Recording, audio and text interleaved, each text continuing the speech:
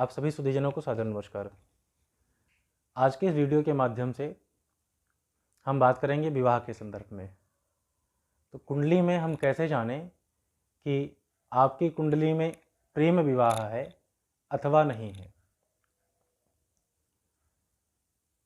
प्रेम विवाह को जानने के लिए हमको विशेष रूप से पंचम भाव को देखने की आवश्यकता है। पंचम भाव मन का कारक होता है तथा सप्तम भाव विवाह का कारक होता है। तो यदि पंचम भाव और सप्तम भाव में किसी भी प्रकार का संबंध हो रहा हो, किसी प्रकार का संबंध अर्थात पंचमेश सप्तम भाव में गया हो और सप्तमेश पंचम भाव में गया हो, अर्थात पंचम भाव का जो राशि ग्रह है, अर्थात पंचम भाव में जो भी राशि है उसका जो स्वामी है वह यदि सप्तम भाव में गया हो और सप्तम भाव में जो राशि है उस राशि का जो स्वामी है वह पंचम भाव में गया हो, तो प्रबल प्रेम विवाह का योग होता है।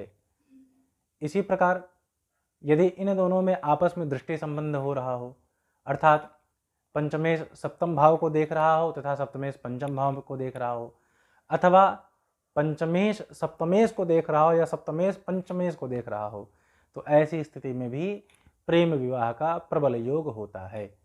इसके साथ ही यदि यह ग्रह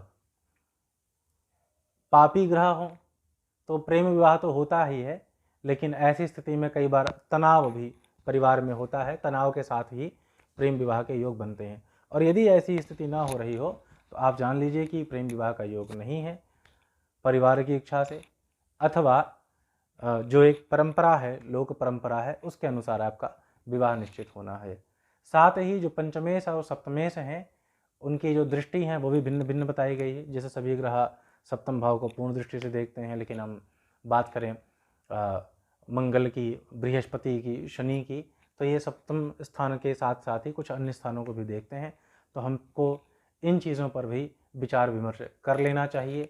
जो दृष्टि बताई गई है वो 25%, 50% यानी पूर्ण दृष्टि, आधी दृष्टि या चतुर्थांश दृष्टि, ऐसी दृष्टियों की बात करते हैं, तो उन पर भी हमको विचार कर लेना चाहिए। यदि पूर्ण दृष्टि हो रही हो या फिर उससे कम अगर थोड़ी बहुत हो रही हो, 75% अगर दृष्टि हमको मिल रही हो, तब भी ऐसा कहना चाहिए कि भाई विवाह की स्थिति, प्रेम विवाह की स्थिति बन रही है। तो इन चीज़ों पे अच्छे से विवाह करके और तभी ज्योतिषियों को कहना चाहिए कि प्रेम विवाह की स्थिति है अथवा नहीं है, जिनमें से मूलभूत हम पंचमेश और सप्तमेश को या पंचम भाव सप्तम भाव को हम देखते हैं, इन पर विचार करते हैं।